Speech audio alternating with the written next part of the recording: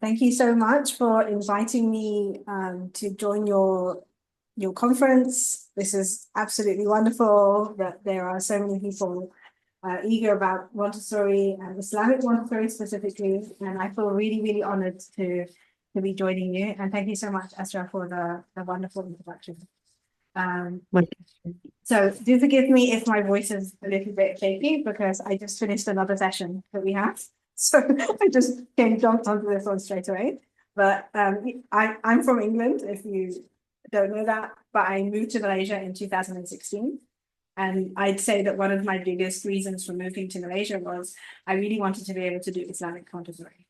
And I found it really challenging to do that in England. We did open up an Islamic school. We did have Islamic Montessori. It was beautiful. But I always felt that there was limitations and I couldn't truly explore what I wanted to. And I thought, okay, somebody's got to move and try it somewhere else so that we can then, understand how it works within an Islamic context without any of the red tape or anything that we experience. So I moved to Malaysia and set up Rumi Montessori. And I'm also married to a scholar who has a madrasa.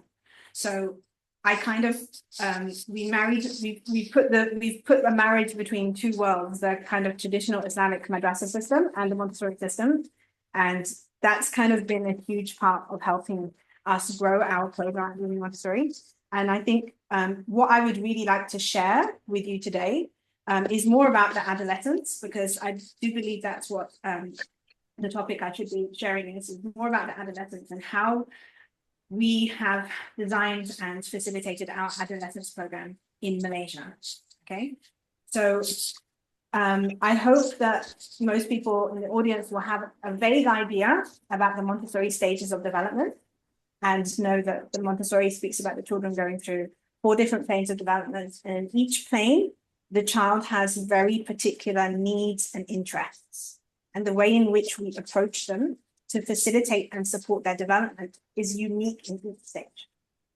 So in the 0 to 6 stage, we'll approach the child in a certain way, we'll have a prepared environment in a certain way. The adult will engage in a certain way. And then when the child enters the second plane, 6 to 12, it will look differently. And then when they enter the third plane, which is 12 to 18, the environment again looks different. And the way the teacher approaches the child also looks different. Okay.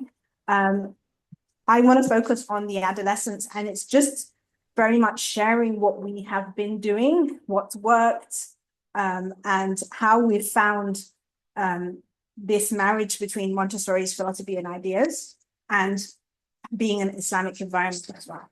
So the adolescent stage is a time of great turbulence.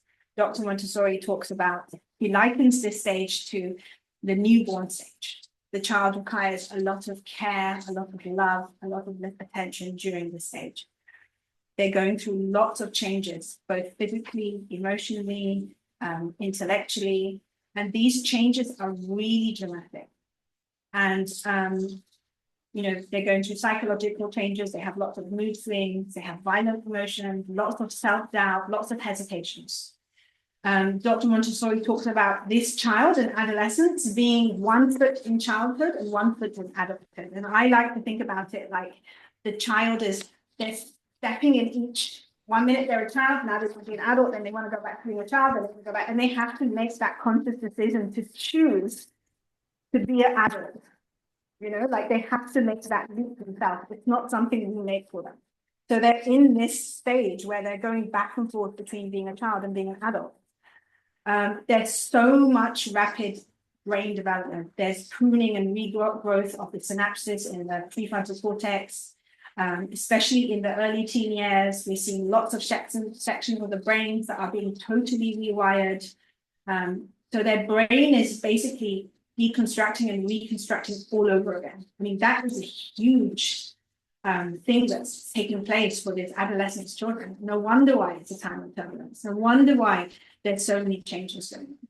Dr. Montessori, she likens this adolescent child as a social newborn.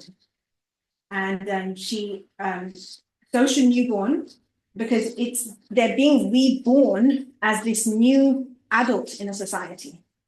Okay, they're taking this leap to now become a social human as an adult who is contributing and being part of this wider network of human beings. And before that, they just had to be under the wing of their parents, but now they're being reborn as an adult into this social environment. In this stage, the child is discovering their own identity, who they are as an adult. They're asking lots of questions. Who am I? What am I good at? Where do I fit in? Where do I belong? And what am I good for? They're trying to find their special way that they can contribute to society and contribute to humanity.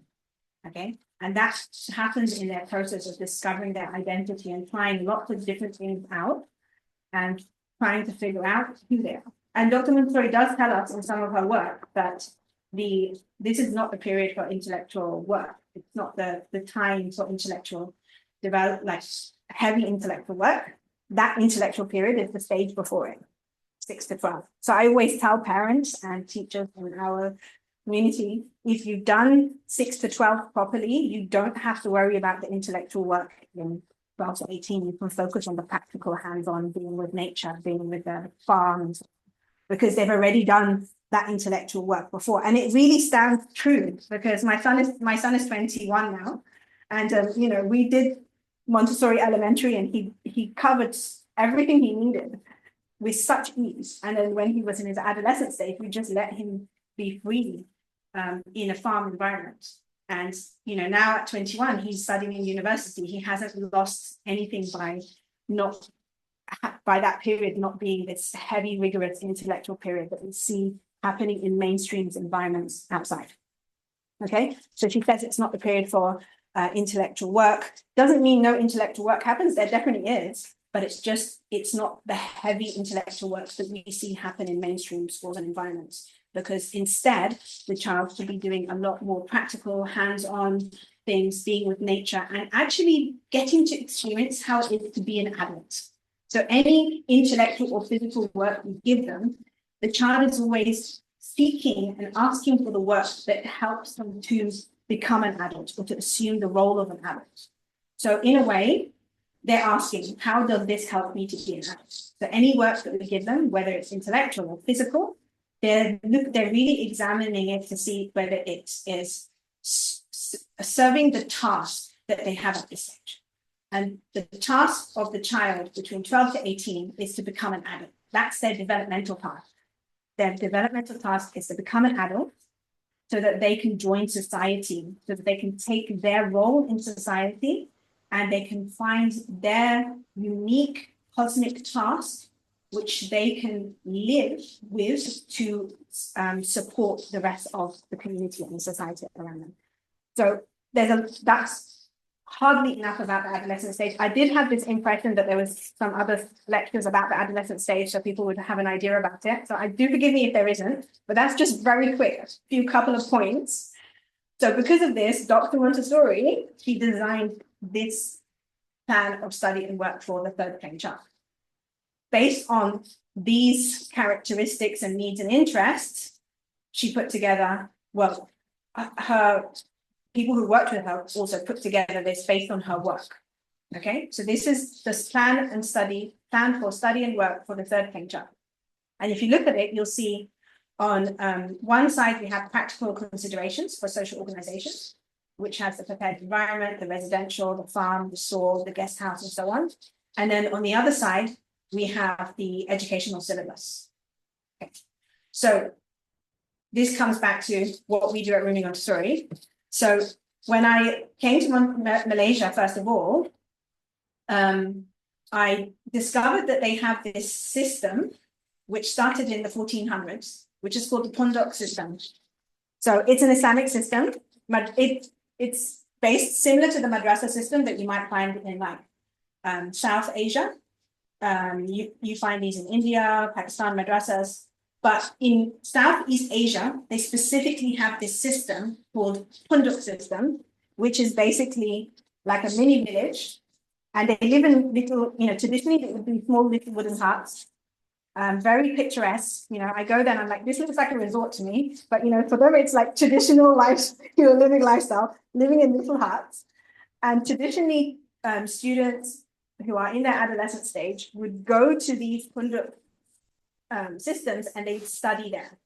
This is what was happening in Malaysia and Indonesia and Thailand since the 1400s. And when I came to Malaysia, the first time I was like, wow, like, how come we never heard about this before? And in those small mini villages, there would be a teacher. Usually there would be like a sheikh or a main scholar, and then there would be other teachers around that. There would be the teachers would live on site with the students. So there would be houses for the teachers. The teachers would live there with their families, and there would be this mini community where they eat together, they cook together, they pray together, they do celebrate and do everything together. And it's kind of like a mini society within, you know, the wider society. And usually these punduk systems would be designated to study things like memorizing Quran, Hadith, Arabic, and Islamic studies. And some of them would even be on islands. So I actually went to visit an island, which is about 2 hours from where I live, and you have to get on a small ferry, and that was one of the first ever punduks in Malaysia, historically. And it's like a really small island, and basically anyone who went there to study Islamic teachings. And this would often be where adolescents would go to study their Islamic teachings. And these were set up like mini communities, so it would be self-sufficient. So you have you have animals, you have a small farm, you have the cooking, you have every single thing that's needed, waste management, you know, healthcare, everything that you needed, you'd have this set up in this mini punduk system, because they were designed to be self-contained, and they would be small businesses that was running them. So when I came to Malaysia and I saw this, I was like, oh my God, this is similar to what Dr. Montessori talks about with her adolescence program that she calls Erdkinder. And so I took some time to explore this. My husband actually was running a punduk already. So I got to really see firsthand how that system was, how they run it. And I realized that there's so many similarities between what Dr. Montessori was telling us in this chart on the practical considerations and social organizations. There were so many similarities between that and between what happens in a traditional Islamic punduk system that you find in Southeast Asia. And so what we did in Rumi Montessori is we went through each one of these points that we have on the part A to look at how do we facilitate that in our punduk system. Is there anything that we're not catering for, anything that we need to improve on, anything that doesn't flow with the Montessori system?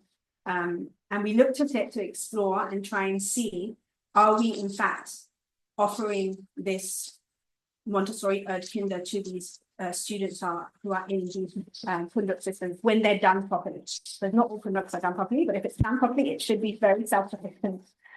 And as we went along this, we discovered over and over again that actually this is more beautiful than what Dr. Montessori is talking about. It includes everything that she says it, but it has the Islamic element, and it's based on the Medina model, okay?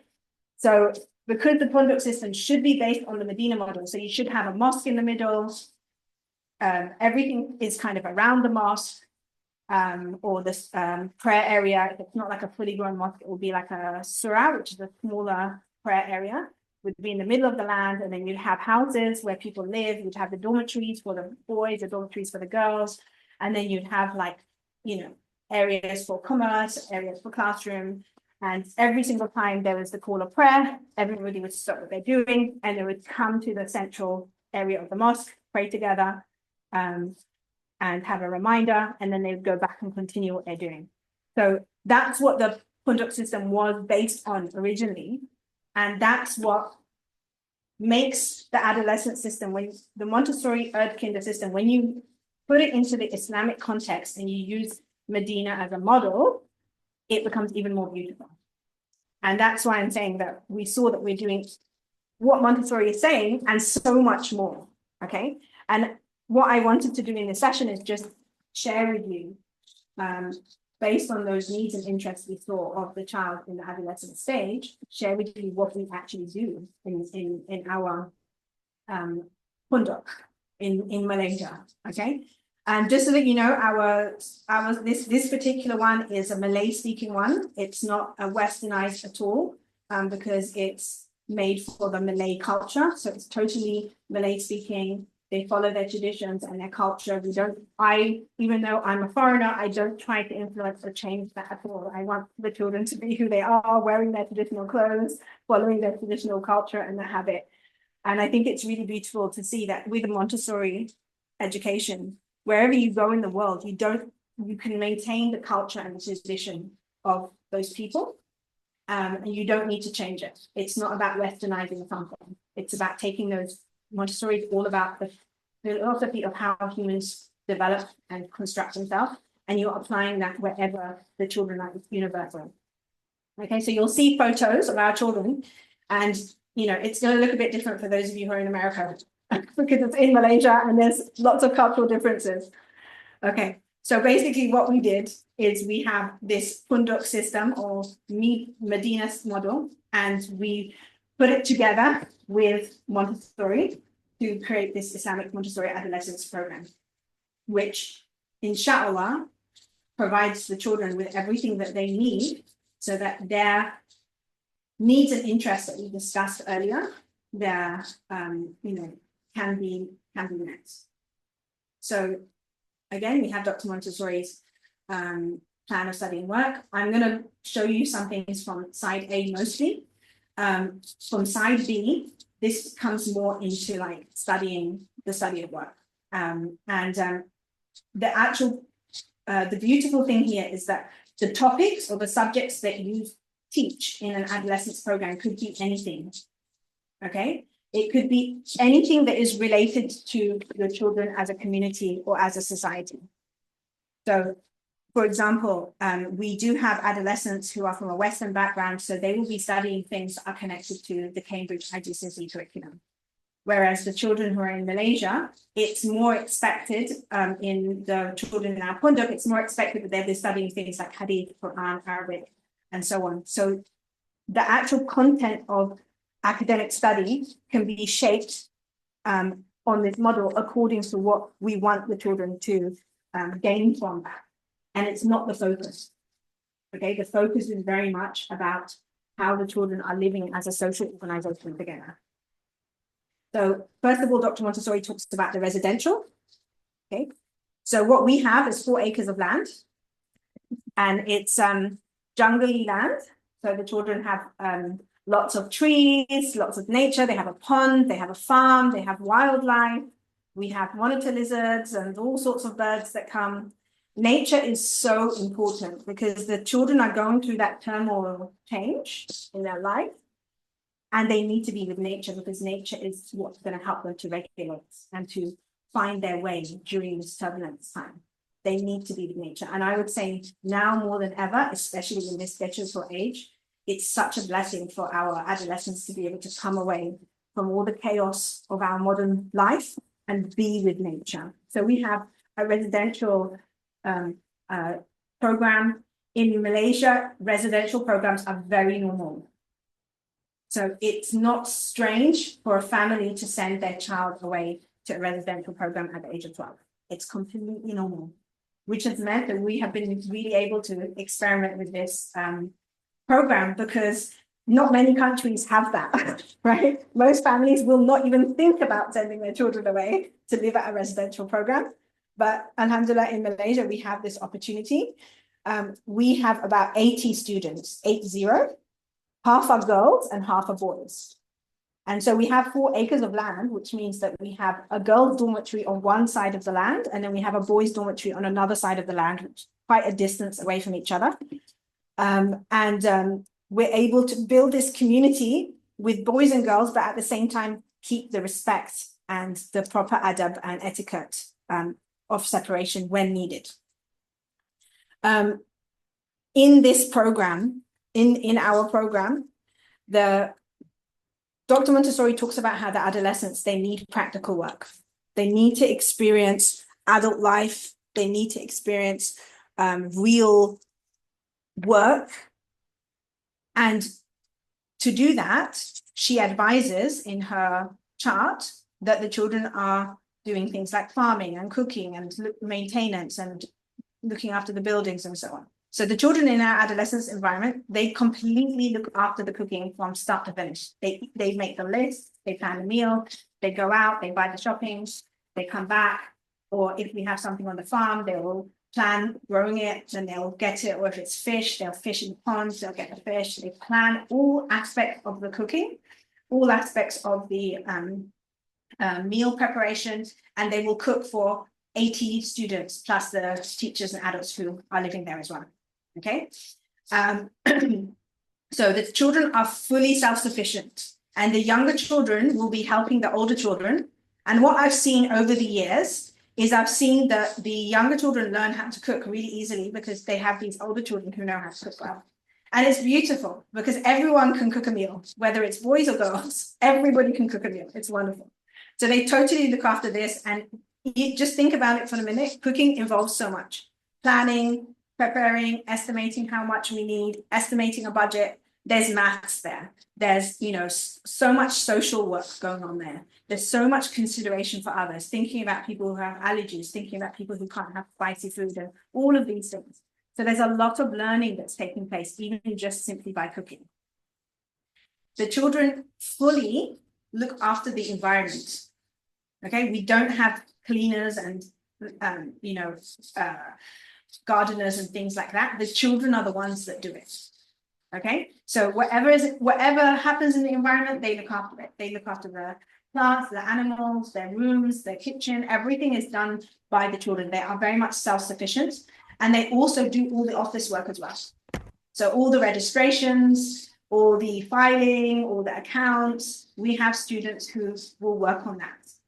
Okay, when the children have these opportunities to do real adult work like cooking and chores and accounts and, you know, things, maintenance even, what happens is they experience this really first-hand adult life that they are seeking, and they need it so that they can discover who they are.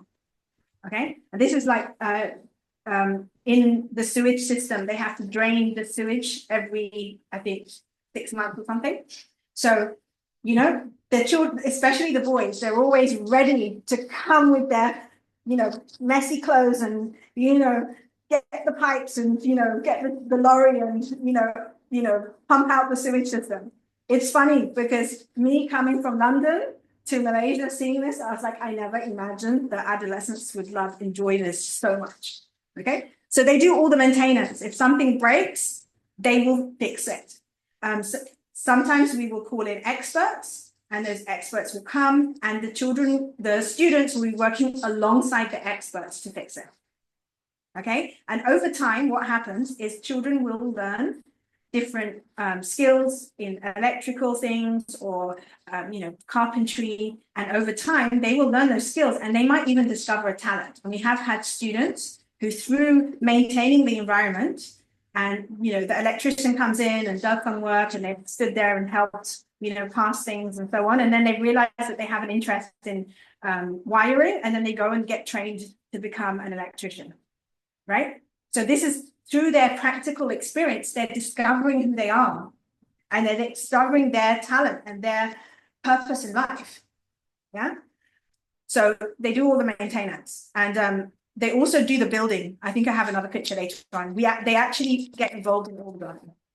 So we have, as much as possible, we try to have animals. We have a small farm, and we have a pond. So they go fishing in the pond, and the pond is to eat, to farm the fish that they're going to eat. Okay. They try to have animals. Here we have loads of goats. Of course, in this experience, the students will learn that if you don't pay proper care and attention to the goats, then they're not going to have goat meat later on, you know, when they want to have it for a meal or something. So they get very first-hand feedback about taking responsibilities and about the different challenges that we face in everyday life as adults, okay? And maybe to some extent in modern life, we're not really facing that because we can just go to the store and we can buy meat and so on. But I think it's so important that they get this experience, this first-hand experience, to experience the whole process from sowing a seed to cooking a meal and offering it to your friends. And, you know, having a small goat and then taking care of it, and it grows and everything, you know, and then, you know, one day cooking it as a meal for your friends, or having chickens, collecting the eggs, looking after them, making sure they're safe, protecting them from snakes and other things that come in nature. There's so much learning that takes place. And this is the kind of learning that Dr. Montessori is talking about. And that's why it's not the intellectual period. It's more the practical experience of day-to-day living is what they're looking for. Okay, when we need to build extra rooms, the students do it.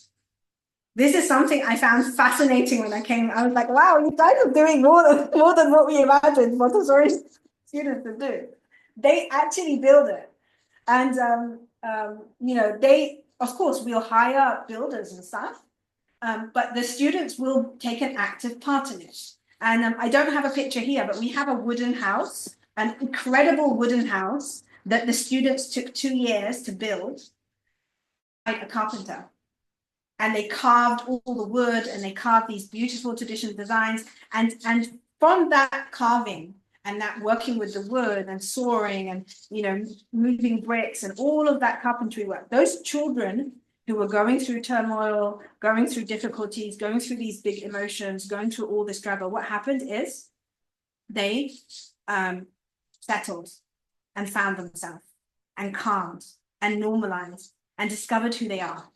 And they were working on real hands-on practical work, which allowed them to connect to nature, allowed them to connect to their soul.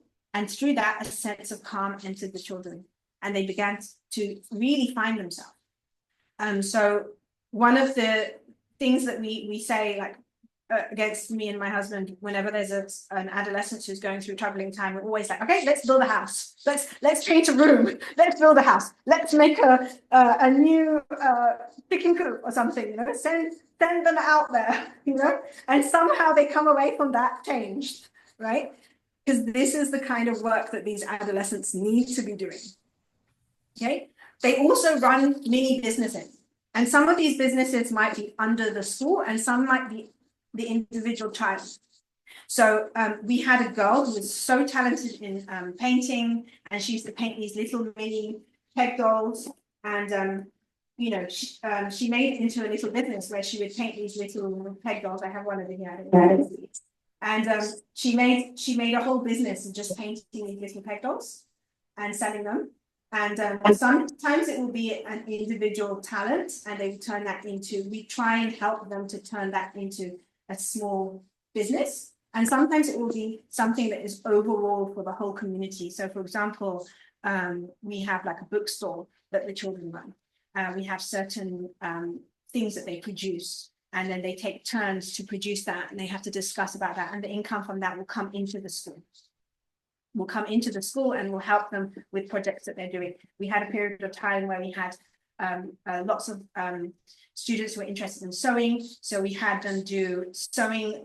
We had a tailor come in, teach them how to sew, and then they kind of made so many dresses and things, and then they sold those. Okay, and then that money came in to buy new sewing machines, and so that they could advance their sewing projects. And what we're trying to do is to really show them how that talent or skill or interest they have can be something that is made to serve, and others can benefit from it as well. And so we do that on an individual scale. So if there's somebody who has an individual particular interest, they will do that. And if it's something for the whole community, we'll also do that. We also have there was one girl who was really interested in massage. So we sent her off to do massage classes, and she was about 15. She went and did massage classes, got a few massage certificates, opened up a little spa in our school. And, you know, we have our younger children as well from our preschool and elementary community. So the mums would come and then they would just drop their kids off and go over to the spa and have a massage, and then go up, and they also learn cupping. So they'll go over and have cupping, you know. So we followed that interest that she had, and from that she built her, you know, she built this small spa, and now she has her actual real life spa outside in another city. So we try to allow them that real life experience of following their interests. With adolescents, it has to be real. Okay. With the elementary children, they like things to be real, but sometimes you can get away if it's just like on a small basis. But with the adolescents, they want to do it like an adult.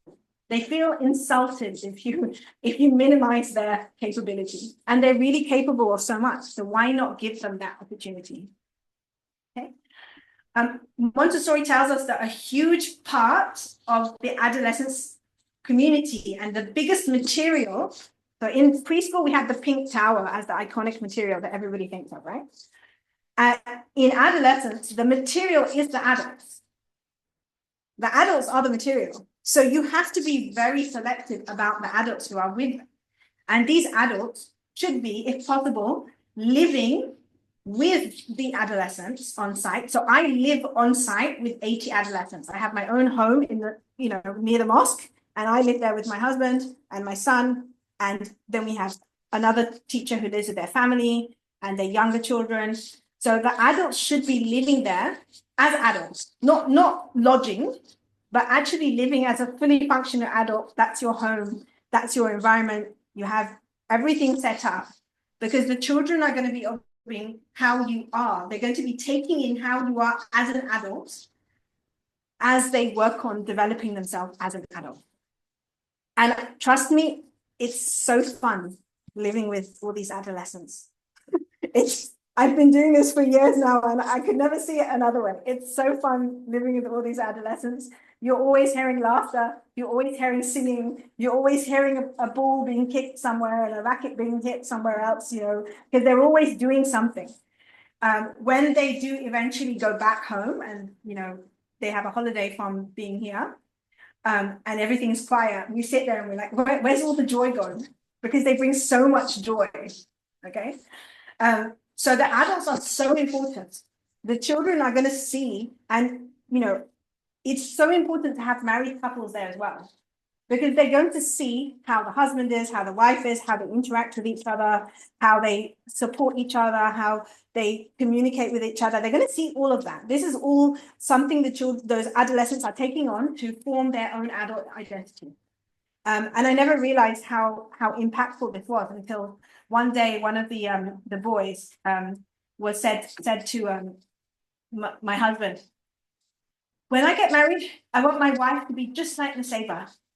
I want her to be supportive with the work that I do and to work hard and to, you know, and I realized, hang on a minute, you know, they're actually like taking on, and he's like, and I'm going to be like you. I'm going to be patient. I'm going to support my wife with her Montessori work if she's a Montessori teacher. And I, you know, and he was, and I realized that, you know, the way that they see us together, that's the way that they're going to take that as an example of how they're going to be in their future with their wife.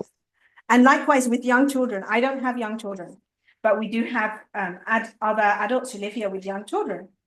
And even if the mother is not working with the adolescents directly, so she's not working, but she's just living here, her living here in itself is a piece of material for the students. They are observing how she is with her young children. They're observing her love, her care, and everything, and supporting her with that. Sorry, did I need to stop, Asra? No, but if we could all be muted, if that's possible. And we do have a Q&A coming up. So Sister Nusaibah, I'll speed through. I'll speed through. We don't want you to stop, but I'm sure we have a lot of questions. Okay. But please go ahead. So the adults are really important. Think of it as the most important material. So who you select to live with the children is going to impact how they adopt their adult morals and behavior and characteristics. One of the things that we discovered that they love to do is events. They love to do events. So we do events for the wider community. So this, for example, was an event where we had like 400 people that came. So our adolescents prepared the tents, prepared the food, prepared the setup, made the signage. They conducted the whole day. It was phenomenal. And they did it just with 1 or 2 adults, and they did everything else. Okay. We said that they're finding their talents. So that means we have to give them enough practical experiences to discover what their talents are. And just because they tried something for a while and they liked it, it doesn't mean that that's their talent and that's it. They need to try multiple things. And they need to try, you know, maybe they'll try this sport, and then they'll try that sport, and then they'll try this, and then they need to try multiple things. So we need to have this constant cycle of different experiences for them to have. And these boys are dressed in traditional silat clothing. Silat is a form of martial arts that they have here in Malaysia. And they just loved silat, so they had all these sessions, and then they did a tournament. And behind there, actually, this is the wooden house that the students constructed over 2 years. Okay, so every single piece of wood they carved it alongside with the carpenter. Yeah. So that's amazing. So they want to find ways of making contributions. They really want to find how they can contribute to adult life, to real life. Okay. So here we have a couple of workers, and you can see there's like one younger boy there wearing Wellingtons, and he's helping them pour the concrete. I mean, this is massive work. And this concrete was not just pouring concrete. They were laying the foundation for our new elementary classroom. I mean, how amazing must the adolescent feel when they've made such an impactful contribution? They've laid the foundation, they've built this new building, and then they see these younger children come into the elementary classroom and work with the materials. This is the kind of contribution work that they want to do. They need plenty of opportunity for self-expression. And, you know, sometimes as Muslims, I find sometimes we limit the opportunities for things like music and dance and things like that. And I think there's plenty of halal ways or correct ways that our children can be self-expressing themselves in a way that is completely acceptable. So we give them all of that opportunity. Sometimes our particular madrasa is called musical madrasa or musical pondok because our children are always singing. If they don't sing, I'm like, something's not right. So we're always hearing singing going on in the background somewhere.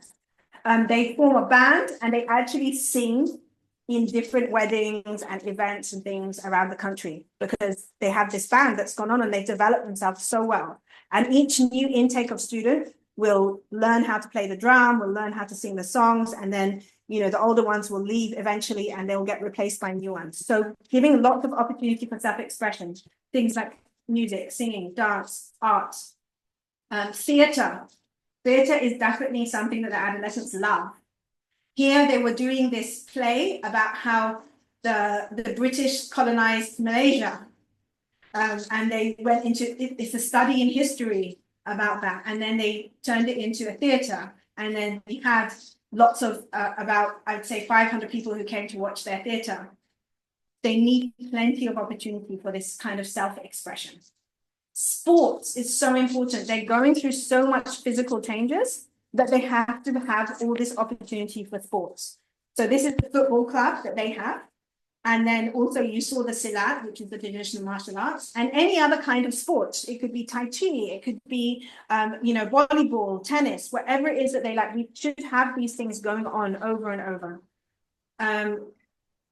We said sports already. Traveling and trips together are really beneficial ways for the adolescents. So we take them out a lot to travel across Malaysia and go and meet experts and meet others so that they can have different experiences. Ramadan is always a huge event. We actually host all the iftars on our land. So people from the outer community can come to our plot of land and the adolescent students will serve them with Taraweeh prayers and iftar and suhoor. So it's always a big thing during Ramadan. So there's a lot of serving the community. And I find that adolescents, they love it the most when they have this opportunity to serve the community, you know. Here we have floods in Malaysia. So sometimes there'll be like emergencies where you suddenly have to like figure out some drainage system. And they love that opportunity to come in and help and get their hands dirty and so on. And through that, they discover themselves. Okay. I'm going to go through this quickly, but we invite lots of guests to come over to our adolescents community because it really helps them to explore the different, meet different adults, see different examples, and they learn how to contribute and serve others. And I think service is something that's so important for the adolescents to experience. And any skill that we have, traditional skill and Islamic skill that we have for becoming a man or becoming a woman, we should have the right adults with them, going through that process to help them to know how to become a man or become a woman. And so, for example, I would spend time with the girls doing certain things that are specific for them. And my husband would spend certain time with the boys doing things that are specific to them to help them in that process of becoming a man or a woman, and helping them to, especially nowadays with all this confusion that comes in from social media, being able to decipher actually as Muslims how we should be. And then, of course, everything that we've said is always in that system of when it's time for prayer, everything stops, you all come back, you all pray together. The adhan is called by the students, the children lead the prayer, we all pray together, and then a reminder is given, and then everyone gets back to their work. And that work could be studying, or it could be building something, or it could be cooking something, or it could be looking after the farm animals. Whatever the work is that they have, they will go back to that. Dr. Montessori tells us that there's a decrease in intellectual capacity for the elementary. I've almost finished for the adolescent child. But when we do have studying, we have the same thing that we have in another Montessori classroom, which would be mixed age classes, small groups, we follow their interests, but you have to try, the learning for the adolescents has to be linked to being an adult. I think I've just got 2 more slides. Of course, we have a huge emphasis throughout the whole of their day is memorizing Quran. So at Fajr, they will memorize Quran. At other points of the day, they will stop, they will memorize Quran, they'll memorize Hadith, because this is also one of the focuses of what they are doing in the school system, in our school system. And then the rest of the subjects will be according to what they need or what they need to study for whatever it is they're going to go on to next. Okay. And of course, cosmic education is a key backbone of the whole of the Montessori philosophy and understanding. And for us as Muslims, cosmic education it's part of how our religion is set up, is understanding this universe and this cosmos that Allah has created as a place that Allah has designed specifically to bring us to Him. So being able to understand the universe, being able to read and understand all the signs that Allah has put in the universe around us to bring us to Him. And that's something that should always be ongoing in our adolescent community. So that they're not only learning how to be an adult, but they're learning how to understand this universe that Allah put them in, with understanding the greater purpose of where they're going and what their role is within this cosmos and universe. I think that's it. So sorry if I've overrun. That's completely okay. We could listen to you all night, all day. Thank you so much, Sister Nusaibah. May Allah bless all of your efforts, you and your team and your husband. It's very inspiring to see such a model in practice and to see it work. If I may ask the first question, I want to retrack a little bit and go back a little bit to like primary and elementary. And if you could just briefly give us some tips on how you've integrated your Islamic curriculum into the primary and elementary environment, things from having like a place for wudu or a place for salat, or even like your Sira project. If you could just briefly tell us a little bit about that. Okay, so I think the basic principle that we've applied is, if you look at that Montessori triangle, we have the prepared environment, we have the prepared adult, and then we have the child, right? So how do we prepare the adult in the Islamic way? Okay, because the adult is going to have the huge influence on the environment, they're going to have the huge influence on the materials, the way that the lessons are given, everything. So working on the prepared adult, which is not just one lecture given in one course, we have ongoing weekly sessions where the teachers will be going through things like purification of the heart and things like that, and also understanding their purpose in life and the purpose behind why we're working with children. So once the adult is on that journey of preparing themselves, that's already going to make a huge shift in the Montessori environment. A huge shift, right? Because the adult who is connected to their creator and who is consciously aware, anything they do with the child, even if it's a simple boring activity, it's going to be different because they have that connection. Then we look at the prepared environment. So the prepared environment, we don't want to just prepare an environment the way that Montessori did it only.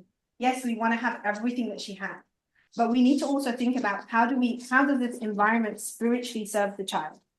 So for us as Muslims, we don't separate our religion from our daily life, right? So in our classrooms, we have a surah, a small prayer area. In every class will have a small prayer area facing the Qibla that's set up, and it should be warm, inviting, beautiful, cozy. And for our 3 to 6 environment, we always have somebody who does Quran and Arabic, and that person, if they're not presenting anything, they'll be sitting there reading Quran. So the children are always experiencing this Quran being read, they're experiencing this surah being used, they're seeing the teachers go there to pray duha prayer or any other prayer that comes in. It's a functional prayer area. It's not just aesthetic, it's functional. And then, of course, in our curriculum, so we have the environment set up like that. We have a wudu area so that if the children are going to read Quran, they need to make wudu. And when I came to Malaysia, I was so amazed by all these cute wudu areas that they have that I never saw in the West. So I was like, yes, we need one of those. So we have cute wudu area, child size in the environment so that they can get that practical experience. And so things like Quran, it should be more that the children, they feel attracted to it because the adults are doing it. And then they come and then they want to memorize Quran. And that's how the love for memorizing Quran comes. And if they come from the right homes, that will be happening at home anyway, right? And then they come into the Montessori environment, and then you have that person who's doing that in the environment throughout the work cycle. So we don't separate our Quran study or our Islamic studies or Seerah. We don't separate it from the work cycle. We have everything happening in the work cycle because it's as important, if not more. Yeah. Okay. When you separate it, I find it makes a separation in the mind of the child, and we don't want that. Yeah. So just like they'll have a presentation on, a practical life activity, they can also have a presentation on Seerah, or they can have a presentation on how to, handle the Quran properly or whatever it is. So that's what we have in our 3 to 6 environment. And then, of course, we will have things like Hajj, the normal topics that go on. We try and make them as practical as possible and as approachable for the young child as possible. So they have Seerah, learn du'as, and grace and courtesy is done from an Islamic perspective. So they're getting all of that. Well, elementary, it's very much coming back to the cosmic education. So the great lessons are told from the Islamic perspective fully, right? So that means you're setting the scene for everything else that they're learning coming from the Islamic perspective. When it comes to elementary, I would say that's when we start to have some Montessori lessons that are controversial and do not fit into our Islamic teachings. And so those are the ones that we need to be very deliberate about giving them in the correct way. Yeah. For example, we tell the great lesson, the story of writing, and I'm not sure how many people are familiar with it, but it's the Montessori story is totally in a Western way. Whereas in the Islamic point of view, we do have our own understanding of when writing was developed, which is different from Dr. Montessori's story. So you need to make sure you're telling it from the Islamic perspective, because cosmic education forms the basis of all other learning. And then, of course, we have children memorizing Quran. We try to have them actually memorize a few juz during the elementary stage. And when they do memorize their juz, we actually make a celebration for each juz, as it's kind of like a milestone. And it happens in the work cycle. So it's not something that we separate again. And one of the ways that we've done that in elementary is by lengthening our work cycle slightly. So it doesn't seem like we're not cutting up the work cycle to have like, okay, only now is Quran and then now is the work period. No, Quran is also work, and it's the most important work. So we have it integrated, as well as our fiqh and our tawheed and all of our Islamic studies curriculum is given just as any other Montessori lesson in small groups using hands-on materials in a way that children can understand with a spiral curriculum. We do have some more questions. I'm Yeah. so sorry, but I have to stick to the schedule. We're already a little bit behind, but Brother Minhaj had some questions regarding the Punduk system. And Dr. Minhaj, please correct me if I am not reading the question correctly. He's asking, in the Punduk system, the focus was on study or intellectual activity. Is there anything parallel to Montessori scheme in our traditions? Do our traditions call for physical and occupational activity at adolescence? Is that correct, Dr. Minhaj? I would say that the Punduk system is very much living together. It's very much about living together as human beings according to the Islamic teachings. So it's the whole system is what they're getting. There is the intellectual learning. All right. So most punduks, it'll be focused on the Islamic sciences and the Quran and the Arabic and the Hadith and so on. Okay. Many of them, like they'll have also languages, and then they'll have mathematics and whatever it will be. But this punduk system is very much like a living system. That's what I discovered. It's less like a school and more like a community.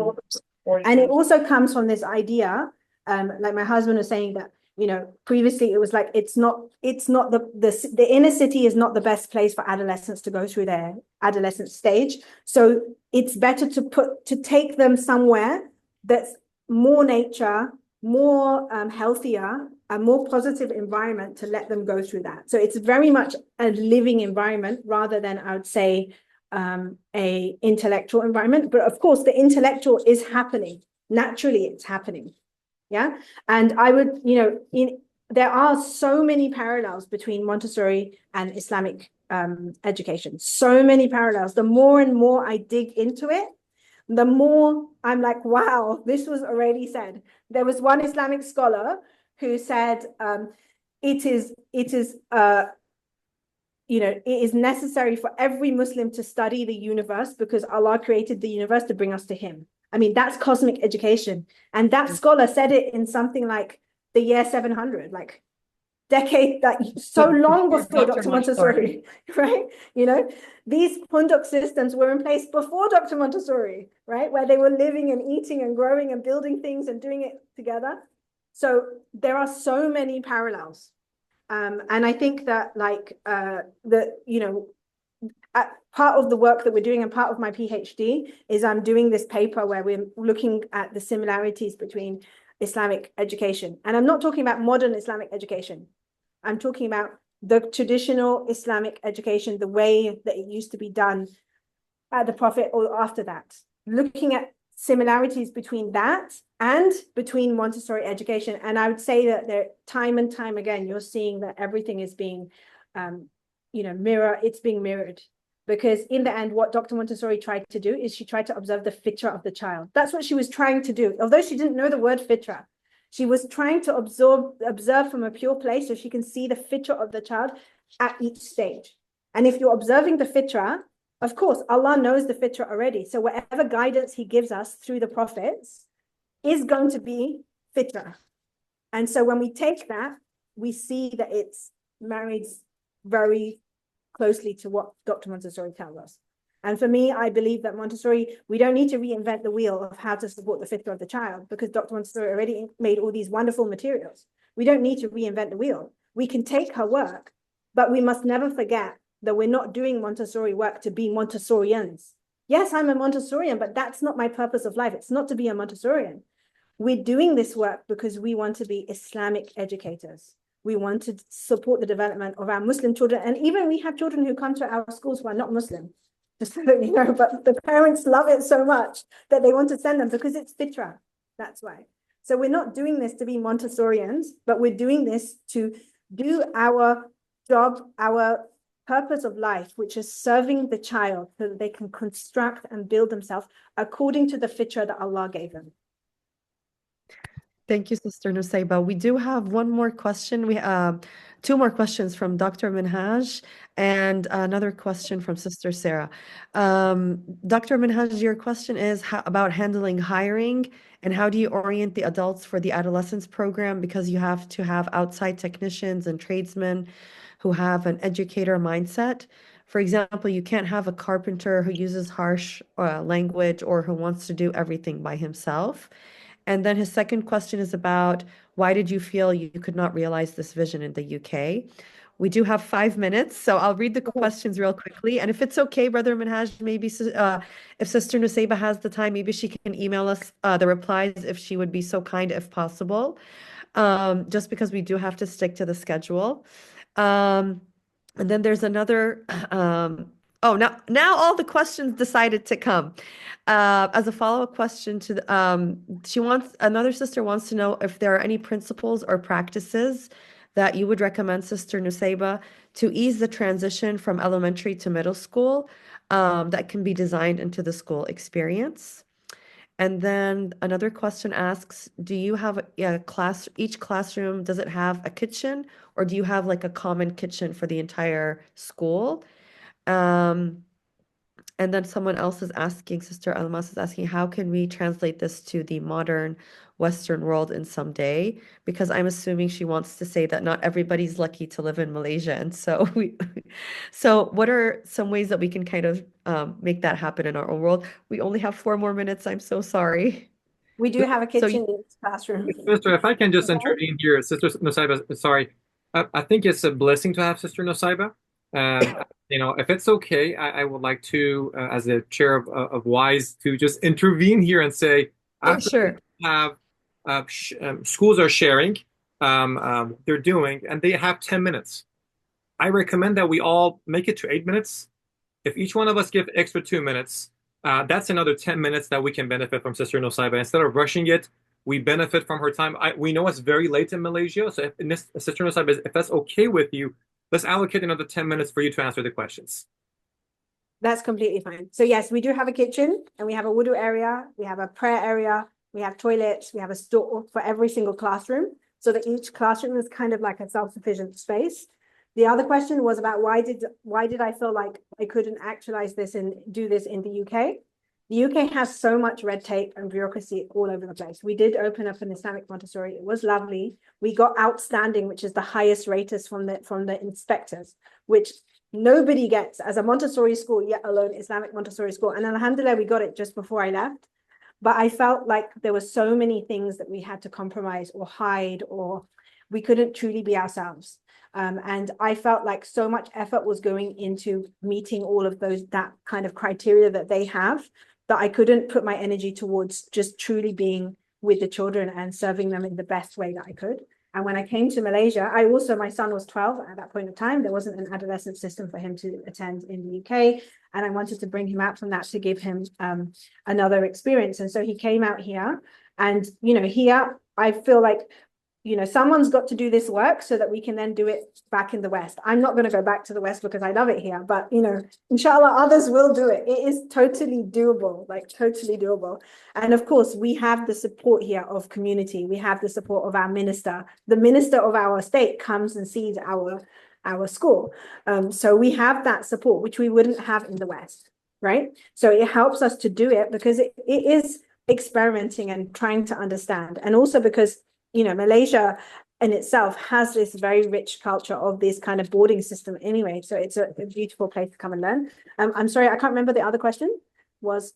There was one about hiring. Okay, so yeah, so when we have people come into our adolescents community, we're not expecting them to understand the students. We're not expecting that. It's impossible to have that. But we do have ground rules. Like, of course, there's no shouting, there's no shaming and so on. Actually, adolescents need to also experience what other people are like outside as well. We don't want to put them in a bubble that they don't know that there are people who are not so friendly or people who are not so patient. They need to experience it's part of life. We don't want to give them this false idea. But what we tend to do is we will try people out and we'll see how it goes and we'll observe, and we will then retain the ones that work wonderfully. So the carpenter who worked for 2 years on the house with the adolescents, he just loved it. He loved it. He enjoyed it because actually it's enjoyable to work with adolescents. It's really enjoyable. Also, the other adults that come into the environment, we will work on, doing an orientation, not just on Montessori, but on Islamic Montessori. So even if we do hire people who are fully Montessori trained, for me, that's not enough because, again, we're not doing this to be a Montessori school. Yes, we're a Montessori school, but this is to be an Islamic Montessori school. So that perspective and that intention and perspective of doing things from the Islamic way, and that coming first and foremost, has to be part of the orientation of the adult. And we do a lot of that ourselves, and also bringing in other experts to come and talk and share and build that with the students.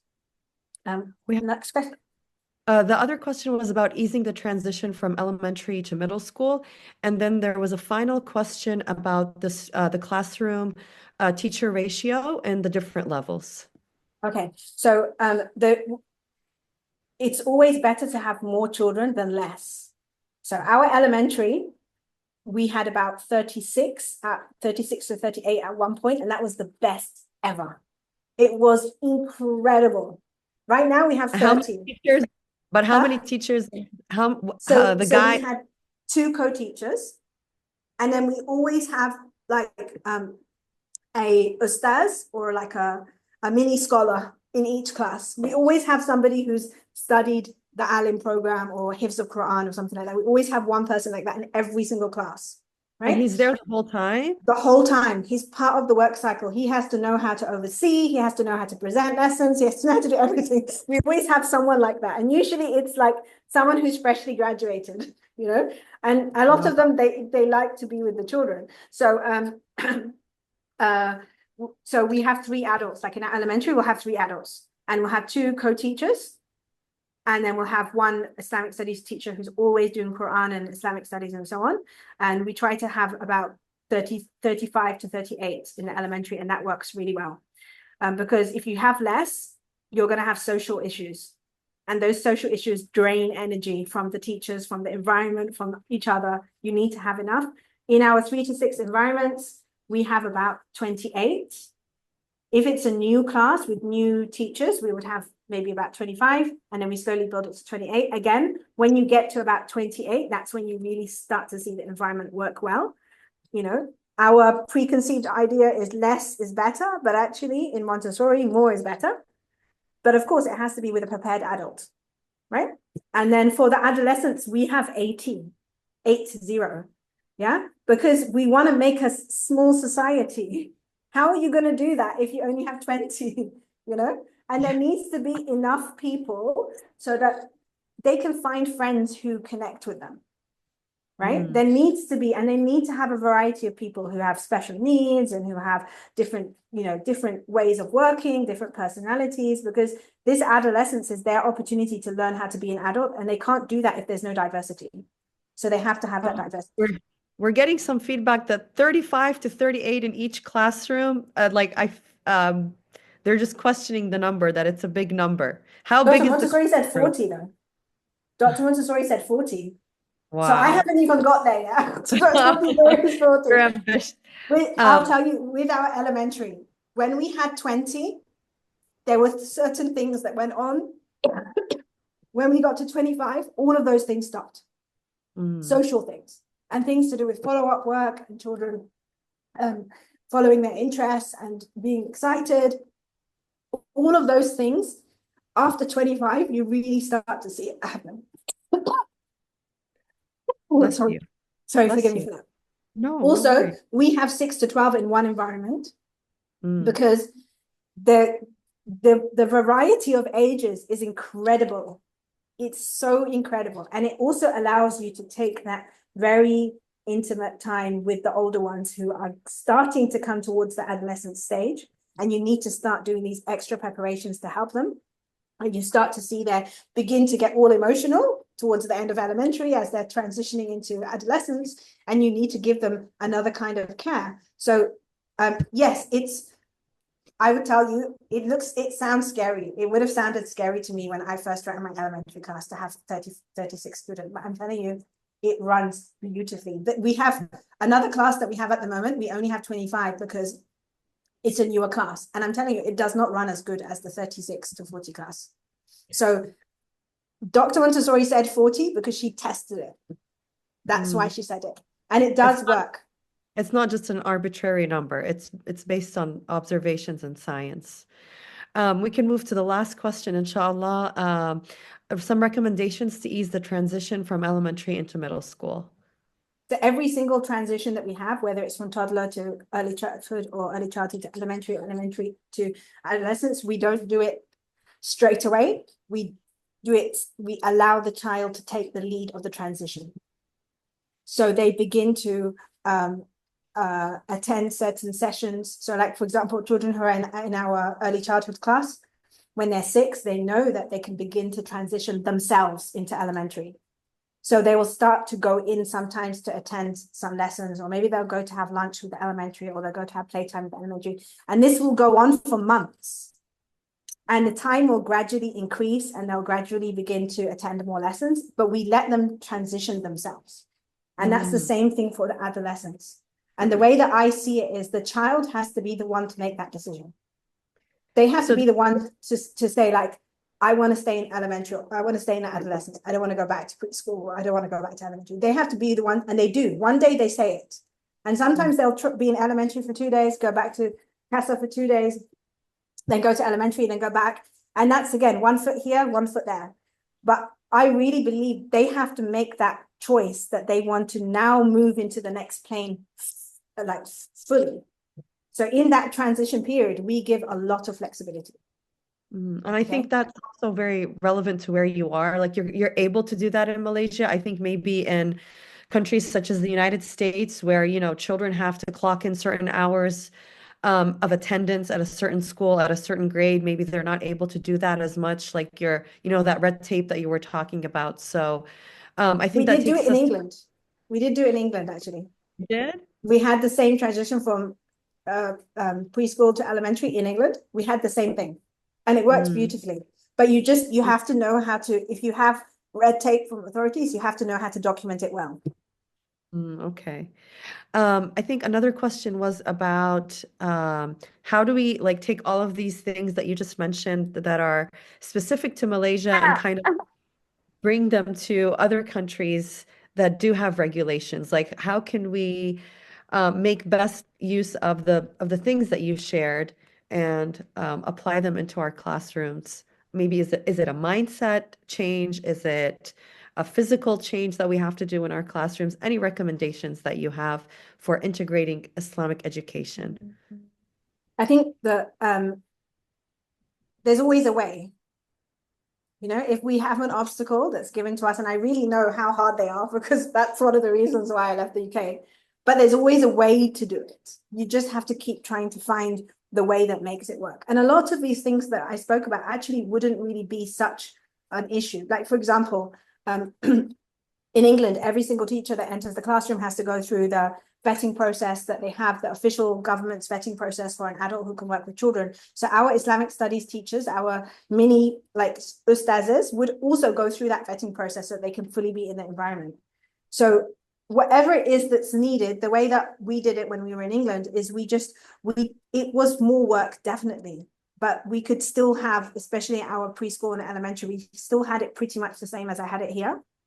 We still had that curriculum, but sometimes you have to translate things into the language that the officials need to hear or that they understand. So there was a lot of translating. But I think that, you know, have that vision, have that intention, have that vision.